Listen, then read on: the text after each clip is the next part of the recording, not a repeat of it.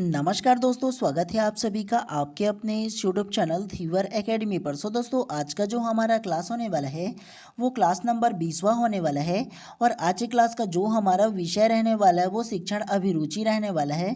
और आज की क्लास का जो हमारा टॉपिक रहने वाला है वो विकास को प्रभावित करने वाले कारकों के बारे में जानेंगे, जिसमें हम लोग पहले थ्योरी क्लास करेंगे। ठीक है, तो सबसे पहले आप लोगों को ना, आपका अगर कहीं विषय को दिखाऊँ ना, तो विषय में आप लोगों को जो पढ़ना है वो विकास को प्रभावित करने वाले कारकों के बारे में ना आप लोगों का थ्योरी पढ़ना है। ठीक है, और आप लोगों को ये टॉपिक क्यों पढ़ना पड़ रहा है ये आप लोगों को अगर अच्छे से आप लोगों को समझाऊँ ना, तो आप लोग भविष्य में शिक्षक बनने वाले हो। और शिक्षक होने के नाते आप लोगों को ना ये जानना है कि विकास को ना कौन कौन सी जो चीज़ें हैं वो प्रभावित करता है, ये आप लोगों को जानना है। क्यों? क्योंकि आप लोगों को भविष्य में छोटे छोटे बच्चों को पढ़ाना है, और छोटे छोटे बच्चों पर विकास जो है वो किस प्रकार से प्रभावित करता है, उसको क्या क्या जो चीज़ है उसको प्रभावित करता है, उन तमाम चीज़ों के बारे में आप लोगों को अच्छे से पढ़ना है। और अगर आप लोग एक शिक्षक होने के नाते विकास को प्रभावित करने वाले क्या क्या कारक होते हैं ये आप लोग अच्छे से जान जाओगे, समझ जाओगे, तो बच्चों को बेहतर तरीके से आप लोग अच्छे रणनीति के साथ पढ़ा पाओगे ना। तो इसीलिए आप लोगों को ना ये जो टॉपिक है वो पढ़ना होता है। ठीक है, अभी से आप लोगों में ना एक शिक्षक वाली जो गुण है ना वो परीक्षण करने के लिए आप लोगों को ये जो टॉपिक है वो लिया जाता है, और एग्ज़ाम में ऐसे जो प्रश्न है वो पूछे जाते हैं। तो इसीलिए आप लोगों को खास तौर से ध्यानपूर्वक इसको पढ़ना है। तो ध्यान से आज आप लोगों को जो पढ़ना है वो टॉपिक को देखोगे तो विकास को प्रभावित करने वाले कारक मतलब फैक्टर के बारे में आज हम लोग जानेंगे। और आज से आप लोगों का जो क्लास है ना वो प्रॉपर तरीके से आप लोगों को देखने को मिल जाएगा। ठीक है, आज से कंटिन्यू आप लोगों का जो क्लास है वो आने वाला है। हम मेरे को ना थोड़े से कुछ काम आ जाता है ना, इसके वजह से बीच में एक आध दो क्लास है वो मिस हो जाता है आप लोगों को। ठीक है, लेकिन आप लोगों का अब ट्राई करूंगा कि कंटिन्यू आप लोगों का जो क्लास है वो लाऊंगा, क्योंकि आप लोगों का जो डीलेट का जो फॉर्म फिल करने का जो डेट है वो अनाउंस कर दिया गया है। तो आप लोग ना एक दो दिन के अंदर बढ़िया सा फॉर्म भर लीजिएगा, और कोई त्रुटि मत कीजिएगा, गलतियां जो होगा वो। ठीक है, अच्छे से भरिएगा ताकि आप लोगों को दोबारा त्रुटि सुधार करने की आवश्यकता ना पड़े। तो चलिए पढ़ने के ऊपर फोकस करते हैं, और जो जो चीज़ मैं आप लोगों को नोट करने के लिए बोलूँगा उन तमाम चीज़ों को नोट करते हुए चलना है, ताकि एग्ज़ाम से एक हफ्ते पहले आप लोगों का शॉर्ट नोट्स भी तैयार हो सके और बढ़िया सा रिवीजन कर पाओ। तो इसीलिए आप लोगों को क्या करना है, अच्छे से आप लोगों को नोट करते हुए चलना है। जो जो चीज़ मैं नोट करने के लिए बोलूँगा उन तमाम चीज़ों को नोट कीजिएगा आप लोग। ठीक है, और उसके अलावा ना याद आज का ये जो क्लास हो जाएगा उसके बाद इसका जो पूरा PDF है वो मैं अपने व्हाट्सअप ग्रुप में डाल दूंगा, तो वहाँ से डाउनलोड करके दोबारा आप लोग अच्छे से पढ़ लीजिएगा। ठीक है, और व्हाट्सअप ग्रुप में कैसे जुड़ना है ये आप लोगों को थोड़ी देर में बता दूंगा। चलिए आज का जो हमारा टॉपिक है वो क्या है, तो विकास को प्रभावित करने वाले कारक फैक्टर के बारे में जानेंगे। तो सबसे पहला जो है ना उसको ध्यान से पढ़िए। व्यक्ति को उसके माता पिता के द्वारा उसके पूर्वज से जो प्रभाव प्राप्त होता है वह उसे वंशानुक्रम है। यह कथन किसका है, तो पीटरसन नामक जो मनोवैज्ञानिक है ना उन्होंने कहा था कि व्यक्ति जो होता है उसके माता पिता से उसके पूर्वज को जो प्राप्त होता है ना, तो उसको जो प्रभावित करते हैं उसको क्या बोलते हैं, वंशानुक्रम कहते हैं। ठीक है, और वंशानुक्रम क्या होता है ये आप लोगों को मैंने अपने पहले क्लास में भी बहुत अच्छे तरीके से समझा दिया हूँ। तो ध्यानपूर्वक आप लोग अच्छे से समझ गए होंगे मुझे उम्मीद है। और अपने शब्दों में अगर आप लोगों को समझाऊँ ना कि वंशानुक्रम क्या होता है, तो आपके माता पिता का जो गुण है ना वो आप लोगों को जो प्राप्त होता है, आपको जो मिलता है उसे क्या बोलते हैं, वंशानुक्रम कहते हैं। एग्जाम्पल, आपके मम्मी पापा को अगर क्या होगा, आप लोग मम्मी पापा जो होगा वो जनरली इंटेलिजेंट होगा ना, तो आप भी क्या होंगे, जनरली उसके बच्चा भी होता है वो इंटेलिजेंट होता है। जनरली मान के चलो आपके मम्मी पापा का अगर रंग रूप अगर कि गोरा होगा तो जनरली उसके बच्चे का भी रंग रूप गोरा होता है। उसी प्रकार से किसी के मम्मी पापा को अगर डायबिटीज़ वगैरह होता है तो जनरली उसके बच्चे को एक उम्र तक की उसको भी शुरू हो जाता है। तो ये तमाम जो गुण होता है ना वो अब उसके माता पिता द्वारा जब बच्चे में ट्रांसफ़र होता है ना, तो उसे वंशानुक्रम कहा जाता है। यह आप लोगों को क्या करना है, समझना है, केवल रटना नहीं है आप लोगों को। ठीक है, दूसरा को ध्यान से पढ़िए। प्राणी के गर्भ में आने से लेकर पूर्ण प्रौढ़ता प्राप्त होने की स्थिति मानव विकास है। मानव का विकास अनेक कारकों द्वारा होता है। तो कौन कौन से कारकों द्वारा मानव का विकास होता है? सबसे पहले वंशानुक्रम, जिसे हेरिडिटी के नाम से जानते हैं अंग्रेजी में। वंशानुक्रम क्या होता है? माता पिता की विशेषताओं से बालक में रंग, रूप, लंबाई इत्यादि का आना, ये तमाम चीज़ क्या कहलाता है? वंशानुक्रम कहलाता है, जिसे हम लोग हेरिडिटी के नाम से जानते हैं। बोला था ना, आज किसी के मम्मी पापा जनरली गोरा होगा तो वो भी क्या होता है? बच्चा उसका गोरा होता है। रूप जिस प्रकार से होगा, उसका गुण जिस प्रकार से होगा, बच्चे में भी आता है। लंबाई जिस प्रकार से हाइटेड होता है तो उसका बच्चा भी जनरली हाइटेड होता है, छोटा होता है तो छोटा ही होता है। तो इस प्रकार से वंशानुक्रम कहलाता है। उसके अलावा दूसरा वातावरण। वातावरण जो होता है वो भी बच्चों को क्या करता है? प्रभावित करता है। कैसे वातावरण प्रभावित करता है आप लोगों को आगे बताऊंगा विस्तार पूर्वक, ठीक है। उसके अलावा आहार, मतलब खान पान जो होता है ना, वो भी बालकों को क्या करता है? प्रभावित करता है। उसके अलावा रोग, किसी प्रकार के डिसीज वगैरह होगा तो वो भी प्रभावित करता है। उसके अलावा अंतःस्रावी ग्रंथि, जैसे पैराथायराइड ग्रंथि हड्डी व दांत के लिए तथा थायराइड ग्रंथि पुरुषत्व के लक्षण के लिए आवश्यक होता है। उसके अलावा छठवां बुद्धि। बुद्धि कैसे होता है? तो बालक की बुद्धि भी उसकी शारीरिक व मानसिक विकास को प्रभावित करता है। यह आप लोगों को पता होगा, जिसका जैसा सोच होता है, जैसा बुद्धि होता है, जैसा बुद्धि विकसित होता है, उस प्रकार से उसका विकास होता है। उसके अलावा यौन यौन भेदों को उसकी शारीरिक व मानसिक विकास को प्रभावित करती है। जन्म के समय लड़कियां लड़कों की अपेक्षा कम लंबी उत्पन्न होती है, परंतु वयासंधि अवस्था में लड़कों की तुलना में लड़कियों के शारीरिक अंगों में अत्यधिक विकास होता है। अब आप लोगों को थोड़ा सा सातवां जो पॉइंट है वो समझा देता हूँ, ध्यानपूर्वक सुनिएगा और समझने की कोशिश कीजिएगा। जनरली क्या होता है, जो लड़के होते हैं ना, जन्म से लेकर के लगभग 10 वर्ष की उम्र तक की जो होता है ना, उसका जो विकास है तीव्र गति से होता है लड़कियों के अकॉर्डिंग। लेकिन जो होता है ना 10 वर्ष के जो बाद है ना, वो लड़कियों का जो विकास होता है, चाहे वो शारीरिक, मानसिक, बौद्धिक जैसा भी बोलो, उसका जो शारीरिक विकास जो होता है ना, वो सबसे ज़्यादा 10 वर्ष से लेकर के 15 वर्ष की जो उम्र है ना, उसमें लड़कों से ज़्यादा तीव्र गति से होता है। तो इसी को बोला गया है, ठीक है, वयासंधि भी बोला जाता है। तो ये आप लोगों को याद रखना है, 10 वर्ष से लेकर के 15-16 वर्ष तक की उम्र तक की ना, लड़कियों का जो विकास है वो तीव्र गति से होता है। तो ये आप लोगों को ध्यान रखना है, शारीरिक अंग जो होता है ना, वो अत्यधिक तीव्र गति से विकास होता है, लड़कियां जो होता है ना उसका लड़कों के अकॉर्डिंग। तो ये आप लोगों को ध्यान रखना है इसमें, ठीक है। बाकी जो होगा ना, वो जन्म से लेकर के 10 वर्ष की उम्र तक की ना, लड़कों का विकास ना बहुत ज़्यादा होता है लड़कियों के अकॉर्डिंग, लेकिन 10 वर्ष के बाद लड़कियों का ज़्यादा होता है। तो ये आप लोगों को ध्यान रखना है इसमें।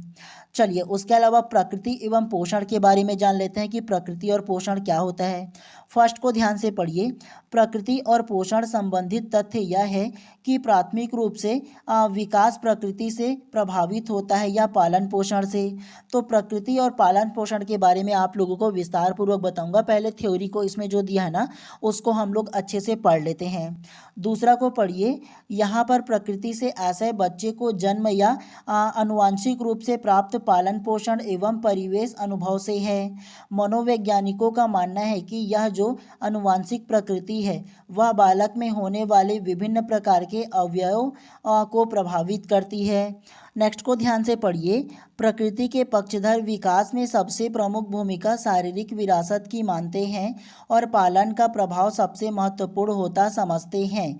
वही ऐसा तर्क कोई नहीं देता कि विकास को केवल प्रकृति या केवल पालन पोषण के संदर्भ में समझाया जा सकता है।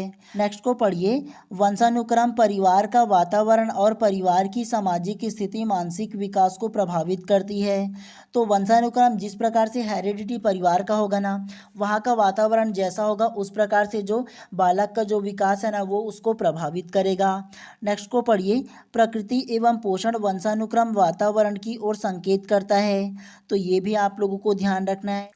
नेक्स्ट को ध्यान से पढ़िए। प्रकृति के पक्षधरों के अनुसार जैसे कि सूरजमुखी नियमबद्ध तरीके से बढ़ता है बशर्ते कि उसे प्रतिकूल वातावरण हरा न दे, ठीक वैसे ही व्यक्ति भी विकसित होता है।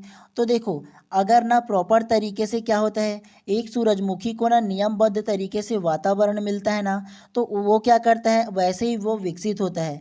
बल्कि प्रतिकूल वातावरण उसे हरा न दे। प्रतिकूल कहने का मतलब ये है कि होता है ना कि जब कोई हम पौधा वगैरह लगाते हैं, पेड़ वगैरह लगाते हैं, कोई भी फसल करते हैं, तो उसमें अगर प्रतिकूल वातावरण पड़ता है, बारिश वगैरह ज़्यादा हो जाता है, आंधी तूफान आ जाता है, तो वो क्या हो जाता है, वो नष्ट हो जाता है। उसी प्रकार से बालकों का भी विकास होता है, जो बालक होते हैं उनका, तो उनका अच्छी तरह से उसको वातावरण मिलेगा तो बढ़िया तरीके से उसका विकास होगा, अच्छे से पालन पोषण मिलेगा तो विकास होगा। अगर प्रतिकूल उसमें वातावरण का प्रभाव पड़ेगा तो वो भी क्या होगा, विकास जो होगा वो दूसरे तरीके से बढ़ते जाएगा। तो ये प्रकृति और पोषण हो गया। अब आप लोगों को थोड़ा सा ना अपने शब्दों में प्रकृति और पोषण क्या होता है ये समझा देता हूँ। इस थ्योरी के अलावा मैं जो समझाऊंगा उसे ध्यानपूर्वक सुनिएगा आप लोग, ठीक है। प्रकृति और पोषण कहने का मतलब ये है कि प्रकृति का मतलब आप लोगों को वातावरण लेना है। जिस प्रकार से वातावरण में बालक को ना जैसा जैसा वातावरण मिलता है उसी प्रकार से उसका विकास होता है। जैसे अगर उसका मान के चलो अड़ोस पड़ोस का जो वातावरण है एकदम पढ़े लिखे वाला जो मिल जाएगा ना, तो जनरली जो बालक होगा ना वो पढ़ने के ऊपर ज़्यादा फोकस करेगा, समाज के ऊपर ज़्यादा फोकस करेगा और अच्छा जो आदत व्यवहार है वो सीख पाएगा। अगर एजुकेटेड जो उसका वातावरण रहेगा तो वो आपको उसको वो प्रकृति जो रहेगा वो प्रभाव पड़ेगा। उसके अलावा मान के चलो उसका जो वातावरण है, दूसरी ओर जो बालक होगा उसका जो वातावरण है वो अनपढ़ लोगों के बीच में रहेगा, उसके अलावा पढ़ने लिखने पर ज़्यादा महत्व ना देने वाले लोगों के बीच में रहेगा, तो जनरली जो बालक है ना उस पर भी उसका वातावरण का, उसके प्रकृति का असर पड़ेगा और वो भी पढ़ने लिखने में ज़्यादा ध्यान नहीं देगा। और एक बालक का अगर उसमें जो पोषण है, खान पान है वो अच्छा रहेगा तो उसका शारीरिक विकास भी अच्छा होगा। लेकिन वही दूसरे बालक है, अगर खाने पीने को अच्छा नहीं मिलेगा, अच्छा पौष्टिक जो विटामिन वगैरह वो सारा चीज़ नहीं मिलेगा, तो उसका विकास अच्छे से हो पाएगा क्या, जो शारीरिक है वो, तो वो भी नहीं हो पाएगा। तो उसी को बोला गया है प्रकृति और पोषण। मतलब प्रकृति जो होगा ना उसका वातावरण, और पोषण मतलब उसका जो पालन पोषण है, उसका जो खान पान है वो भी उसको क्या करता है, प्रभावित करता है। तो ये आप लोगों को समझ में आया ना। चलिए उसके बाद जानते हैं निरंतरता और अनिरंतरता, जिसे विच्छिन्नता भी बोला जाता है, जिसे हम लोग कंटिन्यूटी और डिसकंटिन्यूटी के नाम से भी जानते हैं। चलिए फर्स्ट को ध्यान से पढ़िए। कुछ देर के लिए मनुष्य यदि अपने स्वयं के विकास के संदर्भ में सोचे, क्या वह जो मनुष्य है क्रमशः धीरे धीरे अपने मूल अवस्था में आते हैं। जैसे कोई पौधा धीरे धीरे बड़ा होकर एक विशाल वृक्ष बनता है। तो इसमें क्या है, कंटिन्यूटी को बताया गया है कि एक जो छोटा सा पौधा है ना वो कैसे धीरे धीरे बड़ा होता है और बड़ा होकर के वृक्ष बनता है। उसी प्रकार से एक जो मनुष्य होता है ना वो सबसे पहले बाल्यावस्था छोटा बालक रहता है और धीरे धीरे जो बढ़ता है ना तो कैसे उसका विकास होता है उसको बोला गया है, उसी को निरंतरता बोला गया है, ठीक है, कंटिन्यूटी बोला गया है। नेक्स्ट को ध्यान से पढ़िए। निरंतरता और विच्छिन्नता का मुद्दा इस द्वंद्व पर ध्यान केंद्रित करता है कि किसी सीमा तक विकास सतत रूप से क्रमशः जुड़ते हुए परिवर्तनों द्वारा होता है। निरंतरता में यह स्पष्ट रूप से विभिन्न चरणों से घटित होती है। तो देखो निरंतरता और विच्छिन्नता का मतलब यह है कि कंटिन्यू और डिसकंटिन्यू, ठीक है। एक जो बालक है वो उसको प्रॉपर तरीके से उसका पालन पोषण, खान पान, रहन सहन अच्छा होगा ना, तो वो क्या होगा, निरंतर कंटिन्यू तरीके से वो बढ़ता जाएगा, उसका विकास होता जाएगा।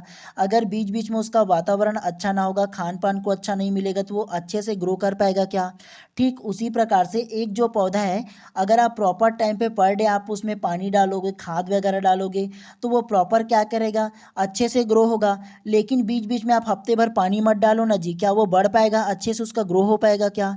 तो इसी प्रकार से कंटिन्यूटी और डिसकंटिन्यूटी के बारे में बात किया गया है। समझ में आया आप लोगों को। नेक्स्ट को ध्यान से पढ़ लीजिए। जो विकासवादी पालन पर जोर देते हैं वे विकास को एक क्रमिक निरंतर होने वाली प्रक्रिया की तरह वर्णन करते हैं, जैसे कि पौधे का वृक्ष बनना, परंतु जिस पर जोर प्रकृति परंतु जिसका जोर प्रकृति पर है वे अक्सर विकास को स्पष्ट रूप से भिन्न चरणों की श्रृंखला की तरह रूपांतरित करते हैं, जैसे कि इल्ली का तितली बनना। तो देखो इल्ली का तितली बनना यह है कि छोटा सा एक इल्ली होता है ना, वो किस प्रकार से धीरे धीरे करके ककून बनते हुए क्या करता रहता है, वो तितली में परिवर्तित रहता है। तो ये भी आप लोगों को पता होगा ना, ये भी कंटिन्यूटी को दर्शाता है जी, धीरे धीरे करके, ठीक है। तो आप लोगों को जो मैंने बताया ना उसे आप लोगों को ध्यान रखना है, कंटिन्यूटी और डिसकंटिन्यूटी को, तो ये ध्यान रखना है, ठीक है आप लोगों को ये। चलिए उसके बाद ना नेक्स्ट टॉपिक को पढ़ते हैं, प्रारंभिक और परवर्ती मतलब बाद के अनुभव को।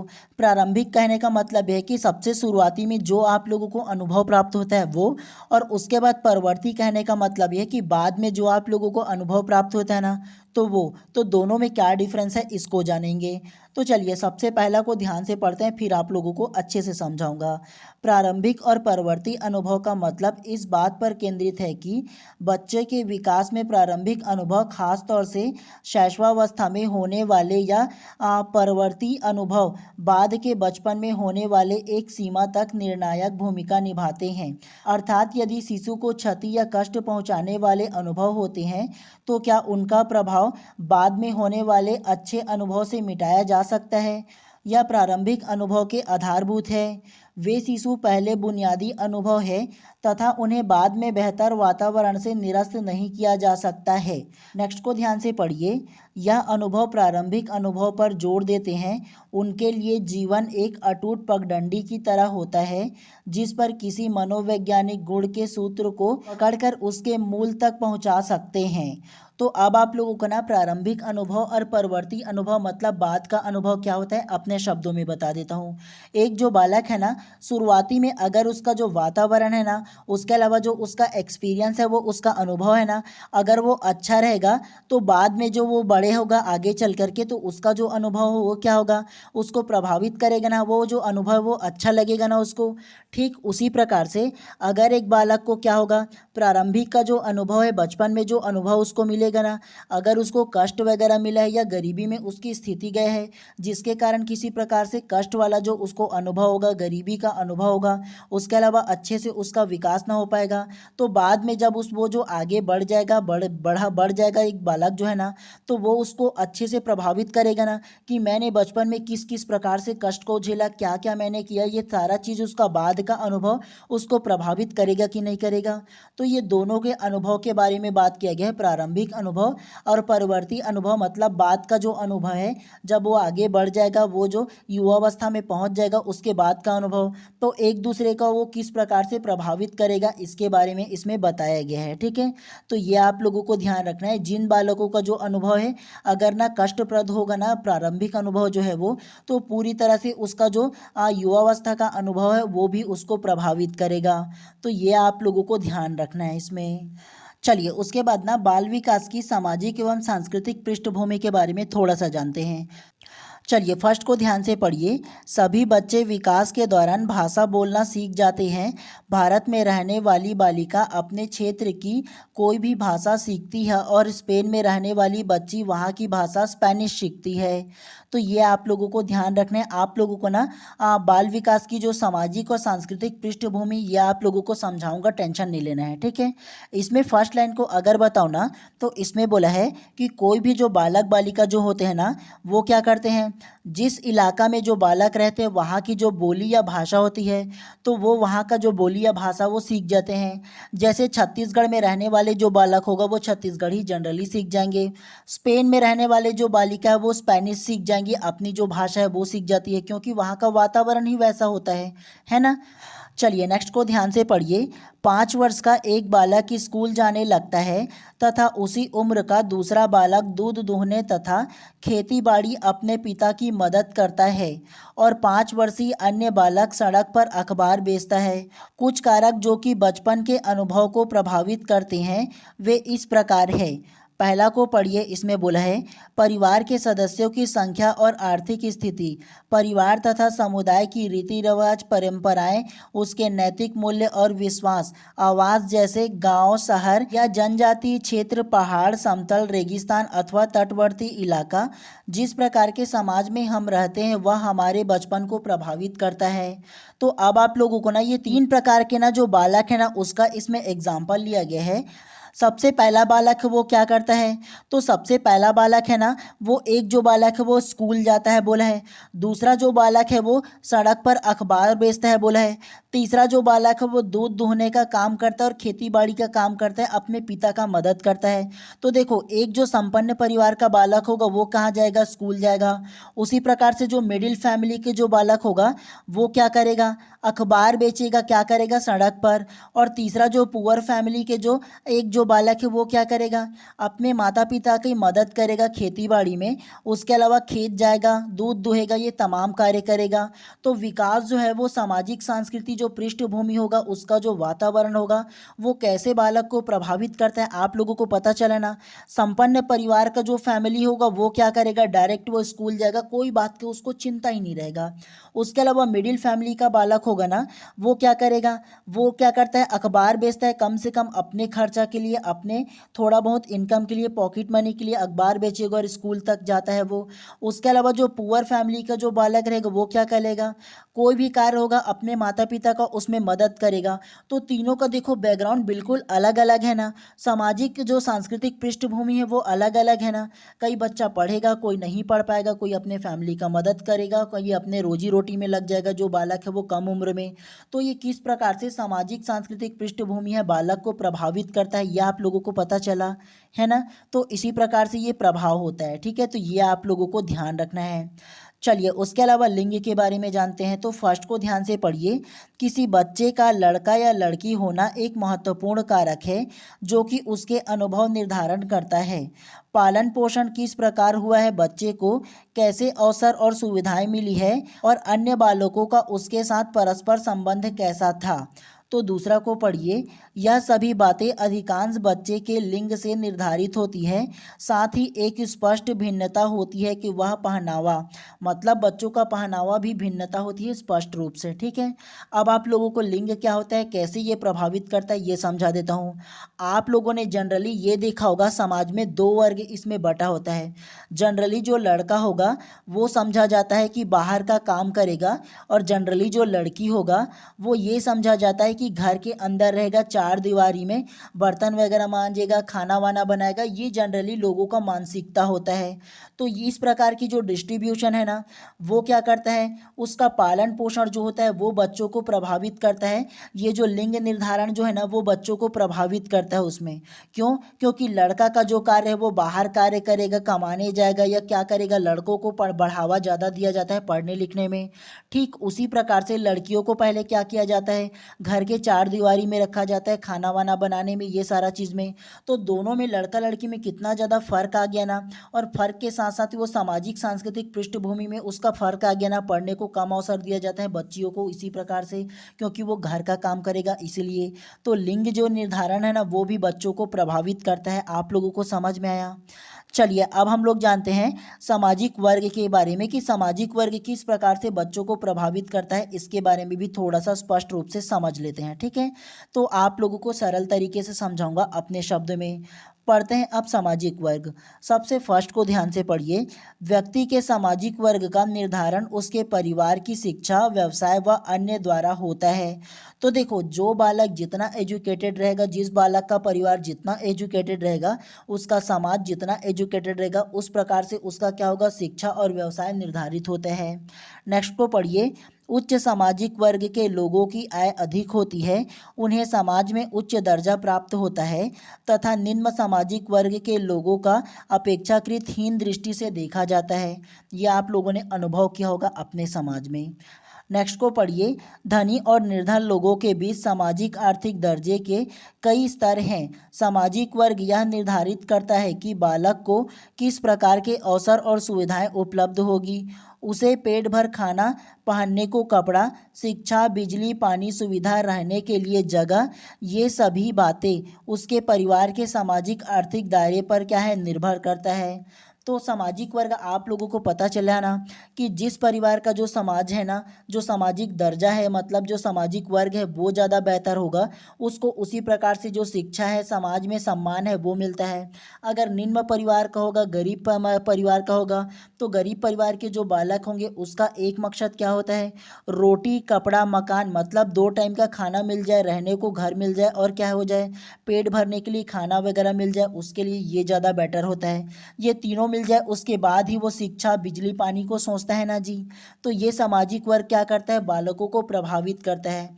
आप लोगों ने देखा होगा ना कि जनरली जो गरीब परिवार का जो बालक होता है वो कम उम्र में अपने माता पिता का हेल्प करने चल जाते हैं, उसके अलावा कमाने लगते हैं, तो उसको शिक्षा कम मिल पाता है ना। तो ये उसका जो सामाजिक वर्ग है वो उसको प्रभावित कर रहा है कि नहीं, आप लोगों को पता चला ना। उसी में चलिए सबसे फर्स्ट में दिया है निम्न सामाजिक वर्ग के परिवार। तो जो निम्न सामाजिक परिवार के जो बच्चे होंगे उसको कैसा कैसा प्रभाव पड़ता है, मतलब किस किस प्रकार से उसको प्रभाव होता है, इसको जानते हैं। तो चलिए सबसे फर्स्ट को ध्यान से पढ़ते हैं, निम्न सामाजिक वर्ग के जो बालक है उसको। फर्स्ट को पढ़िए, एक निम्न सामाजिक वर्ग परिवार इतना सक्षम नहीं होता है कि वे अपनी सभी मूलभूत आवश्यकताएं को पूरा कर सके। नेक्स्ट को पढ़िए, बच्चे को पर्याप्त भोजन और पहनने को कपड़े नहीं मिलता। यह वजह है कि सीमित संसाधन के कारण लड़कियों को अपेक्षाकृत सुविधा भी कम मिलती है। नेक्स्ट को पढ़िए, निम्न वर्ग परिवार के पास घर के नाम पर एक या दो कमरा होते हैं जिसमें पूरा परिवार रहता है। नेक्स्ट को ध्यान से पढ़िए, बच्चे भी इसी भीड़ भरे माहौल में रहते हैं। झुग्गी झोपड़ी और भीड़ भाड़ वाले इलाकों में चारों ओर गंदगी और अस्वच्छता की वजह से संक्रमण रोग व बीमारियां हो जाती है, जिससे गरीब परिवार के बच्चों की कई आवश्यकताओं और इच्छाओं की पूर्ति नहीं हो पाती। तो निम्न सामाजिक वर्ग परिवार के जो बालक होंगे ना, उसका सबसे पहला मकसद क्या होता है, सीमित जो संसाधन है ना वो प्राप्त करना उसको होता है, अपना जो संसाधन है वो, और फैमिली का मदद करता है, झुग्गी झोपड़ी में रहता है, उसके अलावा भीड़ भाड़ इलाके में रहता है, गंदगी अस्वच्छता में रहता है, ठीक है। उसके कारण क्या होता है, बीमारियां वगैरह हो जाते हैं। तो उसके कारण क्या होता है, कई उसकी जो इच्छाएं और आवश्यकताएं वो पूरी नहीं हो पाती। तो सबसे पहला वो अपना जो रोटी कपड़ा मकान है, खान पान है, अपना जो सामाजिक जो नीड है उसको पूरा करने में लग जाता है। तो एजुकेशन कहाँ से प्राप्त करेगा, तो ये उसको प्रभावित करता है ना, उसका जो निम्न सामाजिक वर्ग है वो। आप लोगों को समझ में आया ना ये वाला। चलिए उसके अलावा ना मध्यम और उच्च सामाजिक वर्ग के बारे में थोड़ा सा जान लेते हैं कि जो परिवार के जो बालक है ना वो अगर उच्च परिवार से आता है या मध्यम परिवार से आता है, मिडिल फैमिली से आता है, तो उसको कैसे प्रभाव पड़ता है। तो दूसरा को पढ़ते हैं मध्यम और उच्च सामाजिक वर्ग के परिवार। सबसे फर्स्ट को पढ़ते हैं, मध्यम और उच्च सामाजिक वर्ग के परिवारों की आर्थिक स्थिति अच्छी होती है और उन्हें मूलभूत आवश्यकताओं का अभाव नहीं होता। तो अच्छा उसको खान पान मिलेगा, एजुकेशन मिलेगा, तो उसको किसी चीज़ की कमी होगी क्या, नहीं होगा। नेक्स्ट को पढ़िए, लड़कों और लड़कियों दोनों को ही पर्याप्त मात्रा में भोजन और कपड़ा मिलता है और आमतौर पर स्वास्थ्य की देखरेख भी कोई कमी नहीं होती। तो उच्च परिवार में कहाँ कोई कमी होगा जी। तो पढ़िए, अधिकांश परिवार बच्चों के लिए बाजार से खेल सामग्री जैसे गुड़िया, बंदूक, पहेली, खेल, ड्राइंग, कॉपियाँ, रंग, किताबें खरीद सकते हैं। तो उच्च फैमिली के लोग खरीद कर देते ही हैं ये सारा चीज़। नेक्स्ट को पढ़िए, आमतौर पर बच्चों को आर्थिक गतिविधियों में भी हिस्सा लेने की जरूरत नहीं पड़ती। उन्हें घरेलू काम में तथा छोटे बच्चों को मदद नहीं करनी पड़ती। एक संपन्न परिवार में बच्चे के पास आराम के अधिक संसाधन होते हैं। तो ये आप लोगों को पता होगा कि उच्च फैमिली में सारा चीज़ क्या होता है, अच्छे से मिल जाता है। नेक्स्ट को पढ़िए, प्राय ही उनके पास अधिक कपड़े होते हैं, महंगे खिलौने होते हैं, साथ ही भांति प्रकार के भोजन पदार्थ भी उपलब्ध होते हैं। नेक्स्ट को पढ़िए, इन परिवारों में शिक्षा को प्राथमिक रूप से महत्वपूर्ण समझा जाता है। दूसरे अर्थों में बच्चों को एकमात्र लक्ष्य स्कूल अच्छी तरह से पढ़ाना होता है। तो उच्च परिवार का जो बालक होंगे या मध्य परिवार के जो बालक होते हैं वो जितने भी प्रकार के उनके आवश्यकता है ना उसको पहले दे दिया जाता है। उसको कपड़े, खिलौने सारी चीज़ मिल जाते हैं। उसके अलावा जितना भी खिलौना होता है वो मिल जाता है। उसके अलावा एकमात्र मकसद होता है उसको अच्छा स्कूल में दिलाना, अच्छा एजुकेशन दिलाना। तो इसीलिए उसको प्राइवेट स्कूल में भी भेज दिया जाता है। इसीलिए उसका जो एजुकेशन है ना, जो बैकग्राउंड है वो अच्छा रहता है ना। जो निम्न परिवार होंगे, जो गरीब परिवार होंगे ना, उसके अकॉर्डिंग इसका जो रहन सहन खान पान है ना वो सारा चीज़ क्या होता है, बहुत अच्छा होता है। इसके वजह से उसका जो वातावरण है वो अच्छा होता है, पढ़ने लिखने को भी क्या मिलता है, अच्छे से मिलता है। तो इसीलिए उसका जो प्रभाव है वो अच्छा पड़ता है। ठीक है, तो ये आप लोगों को समझ में आया ना। चलिए उसके अलावा अंतिम रूप से जानते हैं बच्चों का अध्ययन के तरीके क्या क्या हैं। मतलब बच्चों को ना उसके अध्ययन के, उसको जानने के क्या क्या तरीके होते हैं। सबसे फर्स्ट को पढ़िए, अध्ययन की बहुत सारी प्रक्रियाओं में से तीन प्रक्रियाएं ज़्यादा आवश्यक है जिससे शिक्षक अपने विद्यार्थी के जीवन के विकास के पहलुओं को जानने, बच्चों के आपसी संबंध, सीखने सिखाने की प्रक्रिया का प्रभाव आदि समझने और आत्मनिरीक्षण करने के उपयोग कर सकते हैं। शाला अनुभव के समय अध्यापक इस प्रक्रिया का उपयोग कर इसकी उपयोगिता को समझ सके। नेक्स्ट को पढ़िए। बच्चों के साथ कार्य करने के लिए बच्चों को जानना समझना आवश्यक है। इसके लिए कुछ तरीकों प्रक्रियाओं के माध्यम से बच्चों को जाना जा सकता है। तो देखो, बच्चों को अध्ययन के तरीके, तो एक शिक्षक के रूप में बच्चों को क्या करोगे, आप अध्ययन करोगे और कैसे समझोगे उसको अध्ययन को, तो इसके लिए कुछ कुछ तरीका बताया गया है। सबसे पहले बच्चों का अवलोकन करना, दूसरा उससे बातचीत करना और तीसरा उसके बारे में जानने के लिए बच्चों तथा उसके परिवार से, उसके संबंध में अन्य लोगों से बातचीत करना, समय बिताना। इन तीनों प्रक्रियाओं को क्या करना है, समझना है आप लोगों को। ठीक है, सबसे पहले अवलोकन प्रक्रिया है, दूसरा सर्वे या साक्षात्कार प्रक्रिया है और तीसरा व्यक्तिगत अध्ययन जिसे केस स्टडी के नाम से जानते हैं। तो इन तीनों प्रक्रिया से ना बच्चों को क्या किया जा सकता है, उसका अध्ययन किया जा सकता है, जाना जा सकता है। तो इन तीनों को आप लोगों को नोट करके रखना है। बच्चों को जानने के तरीके या उसको अध्ययन करने के जो तरीका होगा वो अवलोकन प्रक्रिया, सर्वे या साक्षात्कार प्रक्रिया और तीसरा व्यक्तिगत अध्ययन जिसे केस स्टडी कहते हैं। तो इन तीनों तरीका को आप लोगों को याद रखना है, वेरी वेरी इंपॉर्टेंट है आप लोगों के लिए। ठीक है, तो चलिए अंतिम रूप से ना अवलोकन के जो अलग अलग पद है ना अपने शब्दों में समझा देता हूँ। उसके बाद जो इसका पीडीएफ आप लोगों को दूंगा ना, तो वहाँ से आप लोग और क्या कीजिएगा, अच्छे से और पढ़ लीजिएगा। ठीक है, और व्हाट्सअप ग्रुप में ज़रूर आप लोग जुड़ जाइएगा। उसके लिए ना आपके स्क्रीन पर रैंडम एक व्हाट्सअप नंबर दिख रहा है ना, तो उसमें आप लोग क्या कीजिएगा, कॉन्टैक्ट कीजिए, मैसेज कीजिए कि सर मेरे को व्हाट्सअप ग्रुप में जुड़ना है बोल करके। तो वहाँ से आपके नंबर को लेकर के व्हाट्सअप ग्रुप में जोड़ दूंगा। ठीक है, तो आप लोग व्हाट्सअप ग्रुप में जुड़ जाइए और सारी क्लास का जो पीडीएफ है वो आप लोगों को प्रोवाइड कर दूंगा। ठीक है, चलिए सबसे पहला हम लोग जानते हैं उपर्युक्त योजना बनाना।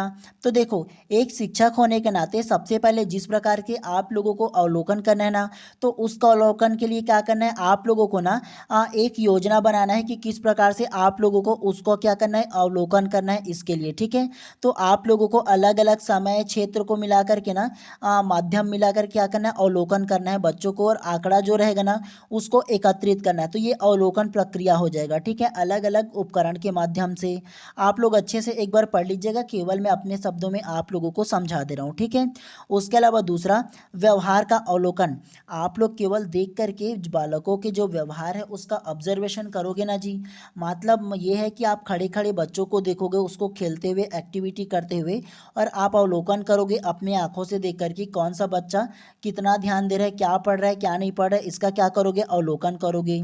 उसके अलावा तीसरा व्यवहार को नोट करना, बालक को जब आप लोग अवलोकन करोगे ना, तो आप लोग क्या करोगे, वो किस प्रकार से व्यवहार कर रहा है उसको नोट करोगे। और नोट करने के लिए आप लोग क्या कर सकते हो, उसको मूवी दिखा सकते हो, कैमरा में रिकॉर्ड कर सकते हो, और क्या कर सकते हो, अलग अलग माध्यम का उपयोग कर सकते हो। उसके अलावा चौथा जो होगा वो विश्लेषण, तमाम डाटा आप लोगों ने अवलोकन करके इकट्ठा जब किए ना, तो उसका क्या करोगे, आप लोग उसका विश्लेषण करोगे कि कौन सा बालक कितना सक्रिय रूप से सीखता है, इसका क्या करोगे, विश्लेषण करोगे। तो ये आप लोगों को ध्यान रखना है। अंतिम रूप से व्याख्या और मानकीकरण करोगे। क्या, तो जितने प्रकार से आप लोगों को डाटा प्राप्त हुआ है ना, तो उसका क्या करोगे, विश्लेषण करोगे, अवलोकन करोगे और उसका क्या करोगे, व्याख्या करोगे। ठीक है, तो इन सारी चीज़ों को आप लोगों को ध्यान रखना है। आप लोगों को केवल केवल ना इतना ही पढ़ना था, इससे ज़्यादा पढ़ने की आवश्यकता आप लोगों को नहीं है। आप लोगों को ना तुरंत ही ये सारा जो पीडीएफ है ना, वो मैं अपने व्हाट्सअप ग्रुप में अभी जस्ट डाल दे रहा हूँ, तो वहाँ से आप लोग पढ़ लीजिएगा। और पढ़ने के बाद ना दोबारा क्या कीजिएगा, पढ़ना आप लोगों को ज़रूरी है। मैं समझा दिया, आप लोगों को समझ में आ गया, ठीक है, लेकिन आप अपने तरफ से भी तो पढ़िएगा जी। अपने तरफ से पढ़ोगे, समझ में आएगा, तो ज़्यादा बेहतर तरीके से आप लोग सीख पाओगे, समझ पाओगे। तो इसीलिए ज़्यादा ज़रूरी कि आप लोग अपने से भी पढ़िएगा। व्हाट्सअप ग्रुप में तुरंत डाल दे रहा हूँ, आप लोग पढ़ लीजिएगा इसको। ठीक है, इसके बाद नेक्स्ट क्लास में ना आप लोगों का इसका जो एमसीक्यू सीरीज़ है वो भी ला दूंगा। कई जो चीज़ें हैं ना आपके सिलेबस में नहीं दिया है, लेकिन एक ना टीचर होने के नाते, भविष्य में आपको शिक्षक बनना है, इसके नाते आप लोगों को सारा चीज़ को पढ़ना है। यहाँ से भी क्वेश्चन पूछा जाता है कि बच्चों को प्रभावित करने वाले कारक निम्नलिखित में से कौन कौन सा है, या निम्नलिखित में से कौन सा नहीं है। पूछा जाता है, तो इसीलिए आप लोगों को अच्छे से पढ़ना है। इसीलिए एफर्ट लगा के जहाँ जहाँ से पूछा जाता है सारी चीज़ों को आप लोगों को पढ़ा रहा हूँ मैं, ठीक है। तो इन सारी बातों को ध्यान रखना है और आप लोगों को अच्छे से पढ़ना है, ठीक है। चलिए मिलते हैं इसी प्रकार से नेक्स्ट क्लास में। और आप लोगों ने चैनल को सब्सक्राइब नहीं किए होंगे तो कर लेना जी, आप लोगों को प्रॉपर टाइम पे इसका नोटिफिकेशन मिल पाएगा, ठीक है। चलिए आप सभी लोगों का दिन शुभ एवं मंगलमय हो। मिलते हैं इसी प्रकार से नेक्स्ट क्लास में, ठीक है।